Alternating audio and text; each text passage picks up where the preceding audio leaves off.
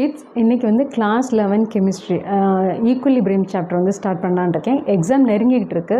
So 10 minutes வீடியோவாக தான் போட முடியும். பேசிக் சாஃப்ட்வேர் வச்சு ப்ராசஸ் பண்ணி எடிட்டிங்லாம் பண்ணுறேன். ஸோ இன்றைக்கி எவ்வளோ முடியுமோ இதை வந்து கவர் பண்ண முடியுதான்னு பார்க்குறேன். வாங்க ஸ்டார்ட் பண்ணலாம். ஸோ இன்றைக்கி பார்க்க போகிறது வந்து ஈக்குவலிபிரியம்.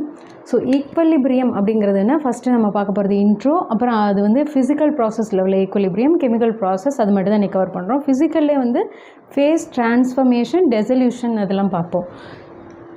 ஸோ இன்றைக்கி ஈக்குவலிபிரியம் அப்படின்னு எடுத்துக்கிட்டாலே நம்மளை சுற்றி இருக்க எல்லாத்துலேயும் இருக்கிற ஒரு பேலன்ஸ்ன்னு சொல்லலாம். சில இது உள்ளே வரும், சில இது வெளியில் போகும்.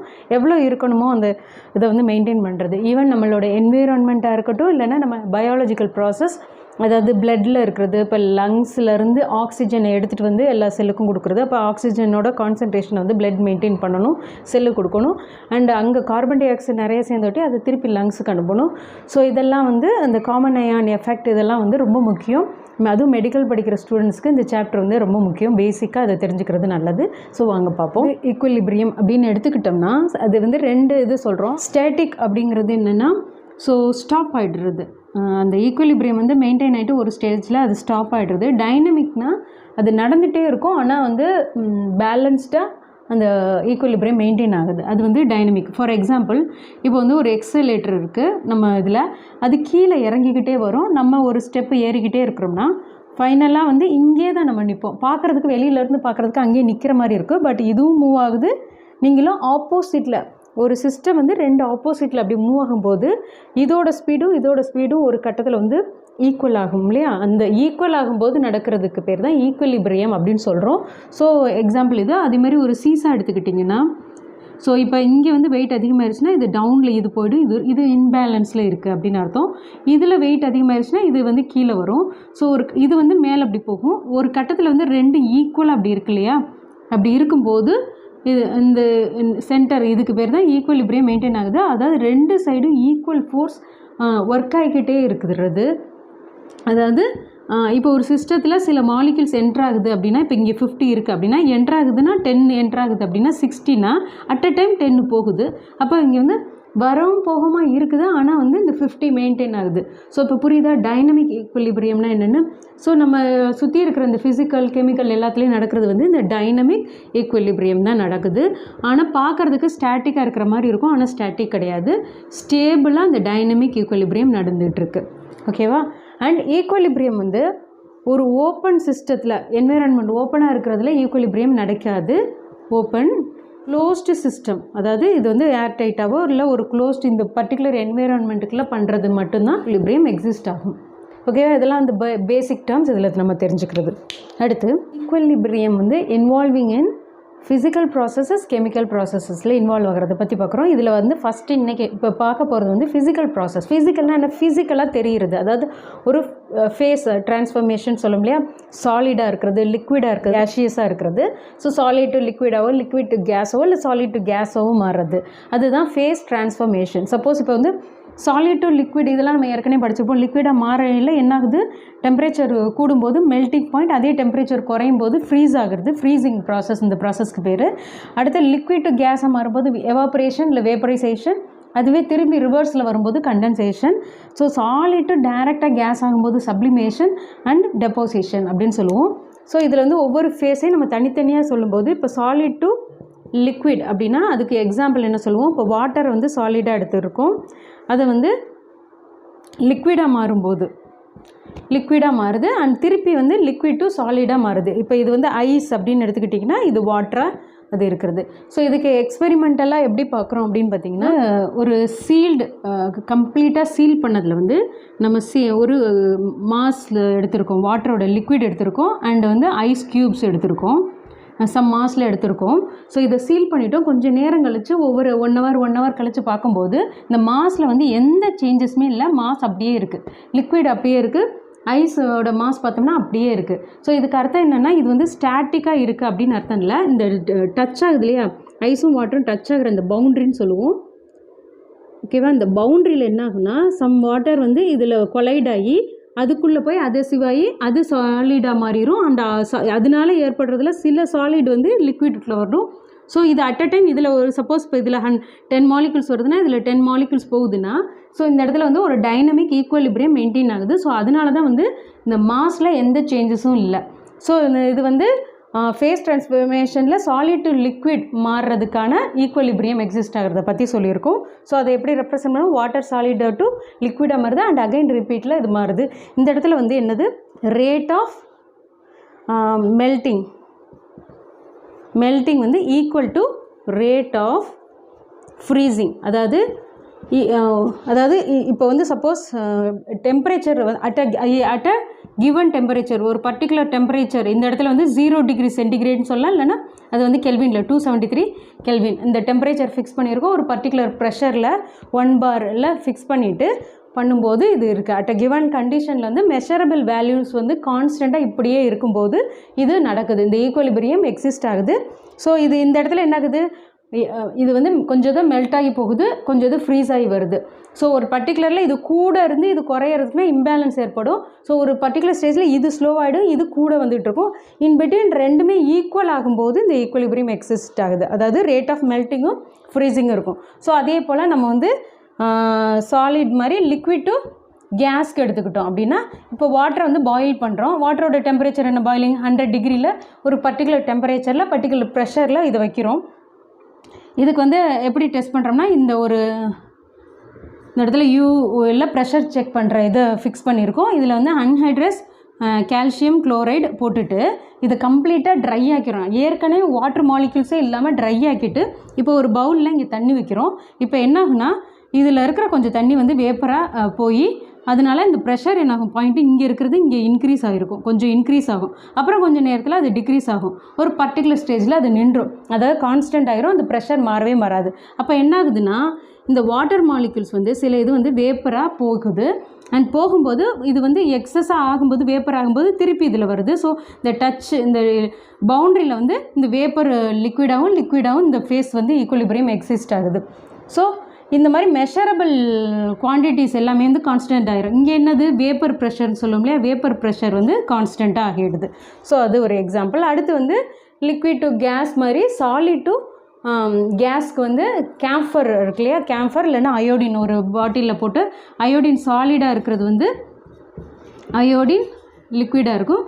கேம்ஃபர் வந்து கேஸாக வேப்பரைஸ் ஆகிறது, அப்புறம் அது ரிட்டன் இது வர்றது, இதெல்லாம் வந்து எக்ஸாம் தெரிகிற ஃபிசிக்கல் ப்ராசஸ் அப்படின்னு எடுத்துக்கிட்டோம்னா அதில் வந்து டிசல்யூஷன் ஆஃப் கரைக்கிறது, டிசால்வ் பண்ணுறது. எதில் ஒரு லிக்விட் சால்வெண்ட் எடுக்கிறோம், லிக்விட் மீடியத்தில் வந்து சாலிடை கரைக்கிறதும், dissolution of gas in liquid.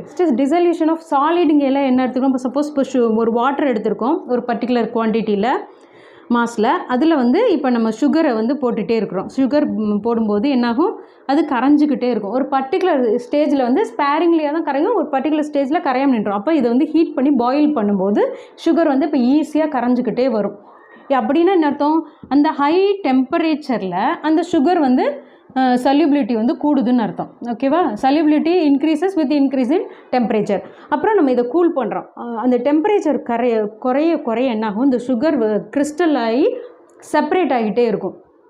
Separate ஆகிட்டு இப்போ இது நல்லா ரூம் டெம்பரேச்சருக்கு கூல் ஆனதுக்கப்புறம் தனியாக கிறிஸ்டல் கிடக்கும்.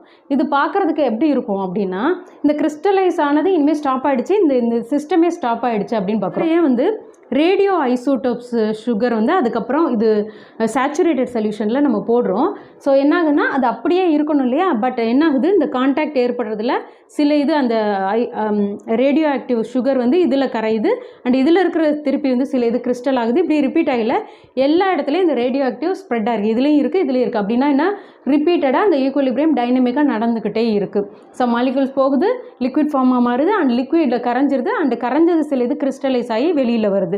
ஸோ இது சுகரோட சுகர் சொல்யூஷனுக்கும் ரேட் ஆஃப் கிறிஸ்டலைசேஷனுக்கும் ஒரு ஈக்குவலிபிரியம் நடக்குதுன்னு அர்த்தம். அடுத்து டிசல்யூஷன் ஆஃப் கேஸ். இதுக்கு எக்ஸாம்பிள் என்ன அப்படின்னு பார்த்தீங்கன்னா, நமக்கு தெரியும் கோக், அந்த மாதிரி கார்பனேட்டட் ட்ரிங்க்ஸ்லாம் பார்த்தீங்கன்னா அது ஹை ப்ரெஷரில் அது போட்டிருப்பாங்க, ஓப்பன் பண்ணிட்டு வெளியில் எல்லா கார்பன் எல்லாம் வெளியில் வந்துடும். ஸோ அப்படின்னா என்ன அர்த்தம், ஒரு நார்மலான ப்ரெஷரில் வந்து எடுத்திருக்க லிக்விட், இந்த இடத்துல வாட்ரு, அதில் வந்து இந்த கார்பன் கேஸை வந்து கரையாது. பட் இதுக்கு அபவ், இந்த லிக்விடுக்கு அபவ் இருக்கிற இந்த ப்ரெஷரை வந்து நம்ம இன்க்ரீஸ் பண்ணும்போது அப்போ தான் வந்து இந்த சல்யூபிலிட்டி வந்து கூடுது. அப்போ சல்யூபிலிட்டி இன்க்ரீசஸ் வித் ப்ரெஷரில் இது கூடுது. எப்படி டெம்பரேச்சரில் கூடுதோ அதேமாதிரி சல்யூபிலிட்டி ஆஃப் கேஸ் வந்து increases with the pressure above the liquid, அந்த சால்வெண்ட் அபவ் தி சால்வெண்ட்டுக்கு கூடுது. அப்போ என்ன பண்ணால் வெரி ஹை ப்ரெஷரில் இது போடும்போது நிறைய சல்யூபிலிட்டி கூடி இப்படி இருக்குது. ஸோ அது ஒரு ஈக்குவலிபிரியம் மெயின்டைன் ஆகுது. அதாவது இந்த ப்ரெஷரில் இந்த இடத்துல இருக்கிற வேப்பரைஸ்டு இதுவும் இருக்குது. சப்போஸ் இதை வந்து ஓப்பன் பண்ணிட்டோம்னா ப்ரெஷர் குறைஞ்சிருச்சு, அப்போ வந்து இது எல்லாம் எஸ்கேப் ஆகி வெளியில் வந்துடுது. ஸோ அந்த பர்டிகுலர் ப்ரெஷருக்கு எவ்வளோ ஈக்குவலிபிரியம் மெயின்டைன் ஆகுமோ அந்த ஈக்குவலிபிரியம் வேறு. இந்த பவுண்ட்ரியில் இருக்கிற இந்த கொஞ்சம் கரைஞ்ச கார்பன் டை ஆக்சைடு இதில் போகும். இங்கே ஓரளவு அதிகமாக ப்ரெஷர் வரும்போது திருப்பி இங்கே ரீட் ஆகும். இது 2 ப்ராசஸ் ஆஃப் கேஸஸ் இன் லிக்விட்னு பார்த்தோமா, அதாவது கார்பனேட்டட் ட்ரிங்க் அதெல்லாம் பார்க்குறோம் இல்லையா, அதோட எக்ஸாம்பிள் அது வந்து கொஸ்டினில் வந்து எப்படி வேணாலும் கேட்கலாம். அது வந்து எதுக்கு எக்ஸாம்பிள் அப்படிங்கல ஹென்ரிஸ் லா அதுபடி ஒர்க் ஆகுது. இப்போது ஹென்ரிஸ் லா வந்து என்ன சொல்லுது அப்படின்னா, the mass of a gas dissolved in a mass, a particular mass of a solvent வந்து is directly proportional to the pressure above the solvent. அந்த சால்வெண்ட்டுக்கு மேலே என்ன ப்ரெஷர் இருக்கோ அதை பேஸ் பண்ணி தான் இந்த சல்யூபிலிட்டி இருக்குது. எவ்வளோ கரையுதுங்கிறது ப்ரெஷர் கூட இந்த சல்யூபிலிட்டி கூடுங்கிறது தான் இது ஸ்டேட் பண்ணுது. ஸோ இது மாதிரி கொஷின் கேட்டால் நீங்கள் வந்து ஞாபகம் வரணும். அடுத்து கெமிக்கல் ப்ராசஸ் அப்படின்னு நம்ம பார்க்குறது. கெமிக்கல் ப்ராசஸ் அப்படிங்கிறது என்ன, கெமிக்கல் ரியாக்ஷன்ஸ் தான். ஒரு நார்மல் கெமிக்கல் ரியாக்ஷன்ஸில் இன்வால்வ் ஆகிற அந்த அயான், அந்த டிரான்ஸ்ஃபர்மேஷன், இந்த மாலிக்யூல்ஸாக மாறுறது இருக்கு இல்லையா, ரியாக்டன்ஸ்லேருந்து ப்ராடக்ட்ஸாக மாற அந்த ரியாக்ஷன் எடுத்துக்கிறதுக்கு தான். சப்போஸ் இப்போ வந்து நான் A+B அப்படின்னு 2 ரியாக்டன்ஸ் எடுத்திருக்கேன். விச் கிவ்ஸ் அஸ் என்னது C+D. அதாவது இனிஷியலாக வந்து இதோட கான்சன்ட்ரேஷன் எப்படி இருக்கும், இது ஒரு கான்சன்ட்ரேஷன் ஒரு பர்டிகுலர் கான்சன்ட்ரேஷனில் நம்ம எடுத்திருக்கோம். போக போக என்ன ஆகுது, ப்ராடக்ட் ஃபார்ம் ஆகுது. அப்போ ப்ராடக்ட் வந்து ஃபஸ்ட்டு இனிஷியலாக 0 இருக்கும், கான்சன்ட்ரேஷன் இங்கே ஹையில் இருக்கும். போக போக என்னாகும், ரியாக்டன்ஸோடது குறைஞ்சிக்கிட்டே வருது, டிக்ரீஸ் ஆகிட்டே வரும். இங்கே ப்ராடக்ட் இன்க்ரீசஸ் ஆகிட்டே வரும். அப்போ வந்து இதோட ரேட் ஆஃப் தி ரியாக்ஷன் எப்படி இருக்கும், ப்ராடக்டோடது ரியாக்டன் வந்து குறைஞ்சிக்கிட்டே வருது, ஸ்பீட் ஆகிட்டே வரும். இது ஃபார்மேஷன் வந்து கூடிக்கிட்டே வருது. ஒரு பர்டிகுலரில் இது ரொம்ப லோ ஆனதுக்கப்புறம் இந்த ரேட் வந்து குறைய ஆரம்பிச்சிடும். பட் இது என்னாகும், இது வந்து ரிவர்ஸ் ஆக ஆரம்பிச்சிடும். இந்த ப்ராடக்ட் வந்து இப்போ திருப்பி பழையபடி A+B ஃபார்ம் பண்ணுறதுக்கு இப்படி ரிவர்ஸில் வரும். ஏன்னா இப்போ இது வந்து ஒரு பர்டிகுலர் ஸ்டேஜில் இது நிறையா ஆகிடுச்சு, இது கம்மியாக கொஞ்சம் தான் இவ்வளோ தான் இருக்குது. ஸோ அப்போ ஸ்லோவாகிடும். ஸோ இது கொஞ்சம் கொஞ்சமாக கரைஞ்சி திருப்பி இது ஃபார்ம் ஆக ஆரம்பிக்கும். இப்போ இதோடது ரேட்டு கூட இருக்கும், இதோட ஸ்லோவாக இருக்கும். ஒரு பர்டிகுலர் ஸ்டேஜில் இதோட ரேட் ஆஃப் ஃபார்மேஷன் ஆஃப் C+Dயும் ரேட் ஆஃப் ஃபார்மேஷன் ஆஃப் A+Bயும் சேம் ஆகிடும். ஸோ அப்போ வந்து ஈக்குவலிபிரியம் எக்ஸிஸ்ட் ஆகுது. இதுதான் புரியுதுன்னு நினைக்கிறேன். கெமிக்கல் ப்ராசஸில் இன்வால்வ் ஆகிறது. இப்போ ரியாக்டன்ஸ் வந்து ப்ராடக்ட்ஸ் கொடுக்குது. ஒரு பர்டிகுலர் ஸ்டேஜில் ப்ராடக்ட்ஸ்லேருந்து கொஞ்சமாக ரிவர்ஸ் சில இது வந்து ஆகும். ஒரு பர்டிகுலர் ஸ்டேஜில் ரெண்டோட ரேட்டும் சேமாக இருக்கும்போது ஒரு ஈக்குவலிபிரியம் மெயின்டைன் ஆகுது. ஸோ ஏன் நம்ம இந்த ஈக்குவலிபிரியம் இதெல்லாம் பார்க்குறோம் அப்படின்னா, இந்த ஈக்குவலிபிரியம் வச்சு தான் ஸோ ஒரு ரியாக்ஷன் வந்து எவ்வளோ தூரம் ப்ரொசீட் ஆகுது, அந்த ரியாக்ஷன் வந்து நமக்கு யூஸ்ஃபுல்லாக இந்த ரியாக்டன்ஸ் எடுக்கும்போது நமக்கு கிடைக்கிற ப்ராடக்ட்ஸ் வந்து அதிகமாக நமக்கு தேவையான குவான்டிட்டி கிடைக்குதா. அப்போ இண்டஸ்ட்ரியல் லெவலில் அது பார்க்கும்போது நமக்கு வந்து காஸ்ட் எஃபெக்டிவாக இருக்கணும், கொஞ்சம் ரியாக்டன்ஸ் எல்லாமே கம்ப்ளீட்டாக ப்ராடக்ட்ஸை நமக்கு தேவையான டிசையர்டு ப்ராடக்ட்ஸ் கிடைக்கணும் அப்படிங்கிற பார்க்குங்கிறதுக்கு இந்த ஈக்குவலிபிரியம் வந்து ரொம்ப முக்கியம். ஸோ ஏன்னா இதை வச்சு நம்ம அடுத்து லா ஆஃப் ஈக்குவலிபிரியம் கான்ஸ்டன்ட்னு ஒன்று கண்டுபிடிக்க போகிறோம். அந்த கான்ஸ்டண்ட்டை வச்சு தான் அந்த இந்த ரியாக்ஷன் வந்து ஃபர்தராக ஃபார்வேர்டில் ப்ரொசீட் ஆகுதா, லெஃப்ட்டில் இருக்கா, ரைட்டில் இருக்கா அப்படிங்கிறத நம்ம கேல்குலேட் பண்ணிவிட்டு அதை யூஸ் பண்ணிக்குவோம்.